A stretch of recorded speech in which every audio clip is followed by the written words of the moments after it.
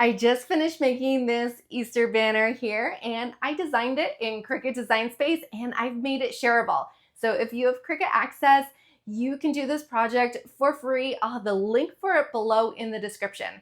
So in the video today, I'm going to show you how to cut out all the pieces for this banner and put it together. If we're just meeting right now, hi, my name is Nisha. Welcome to Little Craft Nest. For our project today, you'll need some 8.5 by 11 cardstock. You'll need this to be 8.5 by 11 because we'll be putting it in our printer so we can do some print and cut images. I also have 3 different colors of 12 by 12 cardstock. I'm using a cream color, a light pink, and a burgundy, but you can use whatever colors you want to. You'll need some scissors, some string to tie your banner all together, and then some adhesive. I'm using some foam squares here. This will give it a bit of a 3D effect, but you could also use glue as well. When you open up this project in Cricut Design Space, this is what you'll see, and you'll notice there's so many layers and it may look a little overwhelming, but I'm going to walk you through everything. So what I have done here is grouped each letter here together. So if I click on this, you'll see the group highlighted in the right-hand column. You can click on that arrow and you'll see in that group, we've got 4 different layers. We've got the flower H, we have an offset H, and then we've got our 2 banner pieces. So that's relatively the same for each of these groupings. We've also got some holes in the top of each of the banner pieces so that we'll be able to put our string through it. Now, every piece that you see that has flowers on it, that is a print then cut piece. So if you look under the individual groups, you'll see a slice result, and below it, it will say print then cut.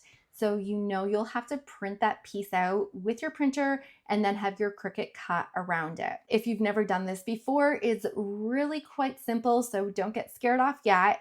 We're gonna do this all together. So there's nothing you need to do on the screen except for press make. I will be loading my materials on my mat, so that's what I am selecting. And the mat size I'm using is 12 by 12, and then click confirm. On the left-hand side here, you'll see all of our different mats. So our first mat here, you'll see is a print then cut. So we need to print this page out. And so is our second mat, because all these images weren't able to fit on the same page.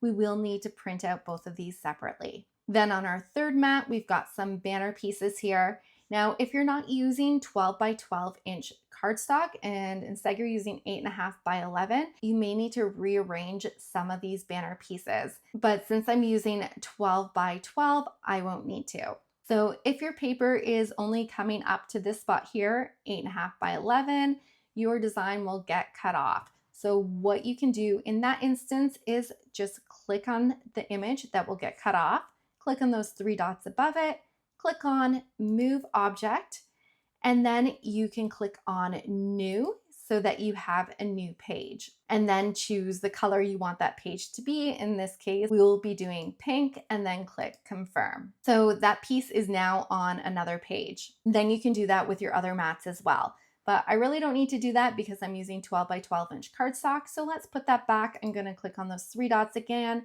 click on Move Object, and bring that back over to that first pink page and click confirm. And that piece just went on top of my first piece. So let's slide that back over to where it was.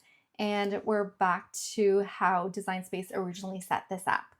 So if we look through all our pages here, you can see all our different pieces. I'm going to go back up to the top, click on that first mat again, and then click on continue in the bottom right-hand corner. Now this is where you will send your print then cut images to the printer. So click on send printer, and I'm going to leave the bleed on for this. And I'm also going to use my system dialog. So click on that toggle and then click on print. And your print dialog box should pop up on your screen. If you don't see it, it's probably because it's hiding behind the Design Space application and you may need to move a few things around. So I'm going to scroll down here and click on Media and Quality. Now your settings may look a little different than mine. I'm using an Epson EcoTank printer. If you're using a different printer or different computer, your settings may just look a little different. Under media type, I'm going to select photo matte paper. Even though I'm not using photo paper, I am using white cardstock, and that automatically changed my quality here from normal to best. So the goal is to get the best quality print. So whatever setting that is for your printer, that's what you're going to choose. And then load your cardstock into your printer and then click on print.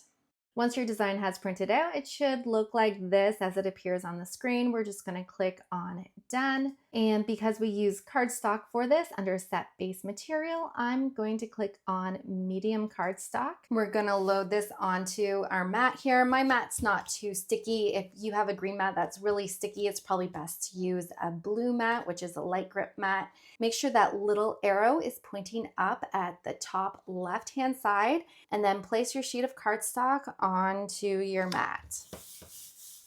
And then you can load your mat into your machine and press start. Your Cricut will start by scanning the registration marks in the corners, and then it will proceed to cut out each of your designs.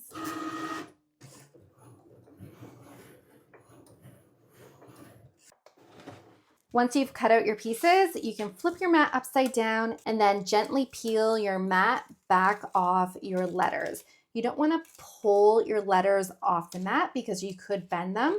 So doing it slowly like this will prevent you from getting any creases in your final pieces. And here are some of our first pieces here. And then we're gonna go ahead and do the exact same thing with mat number 2 and print out our design and get that cut out. For mats 3 to 7, we're using 12 by 12 inch cardstock, and we're not printing anything out. So all you need to do is lay your cardstock on your mat and let your Cricut cut out each one. Once your Cricut has finished cutting everything out, you can arrange all your pieces in piles like this, and then open up your design space screen again so you can see how everything fits together. Then lay your pieces all out in the order that they need to be in. And then the fun part of assembling your banner all together begins. I started out by applying some glue to the yellow cardstock and then putting that piece of yellow cardstock onto the pink cardstock. Now make sure those little holes line up because we want to make sure our string is able to go between those holes. Then I grabbed some foam squares and applied the foam squares to the back of both pieces of each of the letters. The foam squares are like stickers and they've got a little protective layer on top that you will need to peel off. Sometimes it's tricky to peel that off with your fingers, so I find using a weeding pen really helps with that. Or you could do what I did and recruit one of your kids to peel off the backings of each of those foam squares. And then just simply layer your letter pieces on top of each other. You're gonna have a nice little 3D effect there. Gently push your letters down so that they're sticking well, and then continue on to your next banner piece.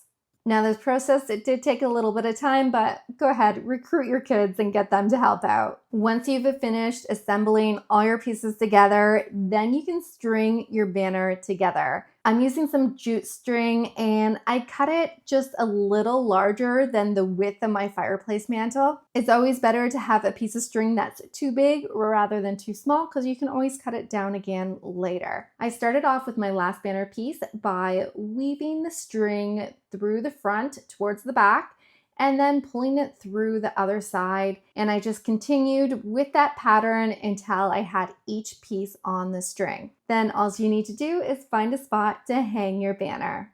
If you're looking for more Easter projects that you can make with your Cricut, check out this playlist right here, and I hope to see you on more crafting adventures.